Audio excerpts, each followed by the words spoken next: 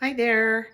I'm Dr. Jennifer Sandoval, and I'm coming to you a little bit impromptu, more casual than I typically am. But I was just watching another video I posted that said I was talking about being real, and I'm like, okay, let's be real. This is me. I want to talk today about coping skills, and this will round out our um, conflict resolution series, or at least the series I've put out. So basically, I look at coping skills in two layers. The first layer is what are you doing on a day to day basis to keep your stressors at bay, or at least keep your stressors lower. So, keeping your anxiety managed, keeping your stress managed, any intense emotions, really. It could be keeping your anger managed. So, you want to think about kind of like the back layer. What are you doing on a day to day basis to keep that overall level of stress and anxiety down? Now, that will help with the second layer. The second layer of coping skills is what do you do in an acute situation?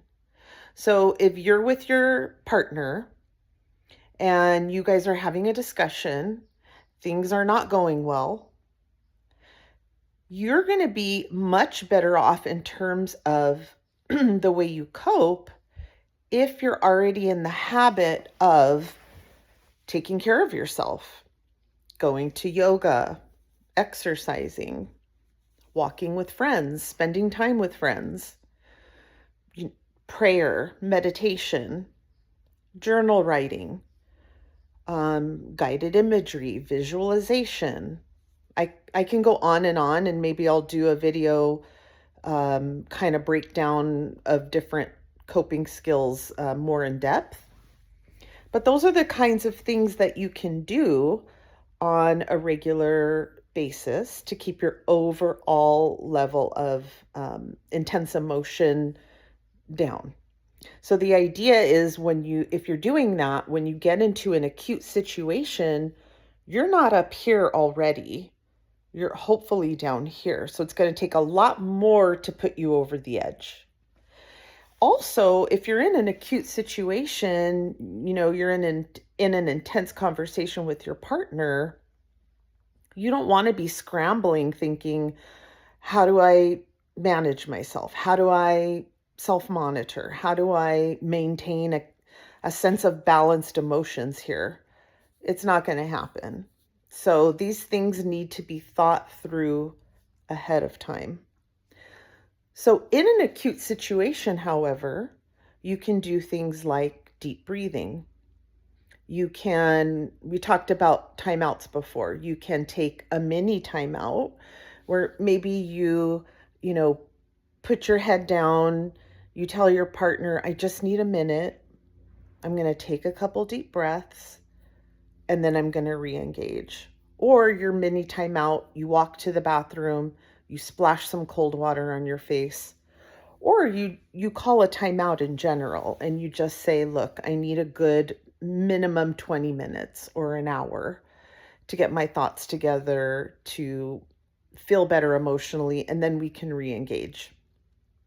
So other things that you can do is Dr. John Gottman talks about repair attempts. So if you're in the middle of an intense conversation and things aren't going well, you can do what he calls a verbal white flag. You can say, "Hey, I'm sorry, that didn't come out right. Can I have a chance to say it again?" Or you might crack a joke.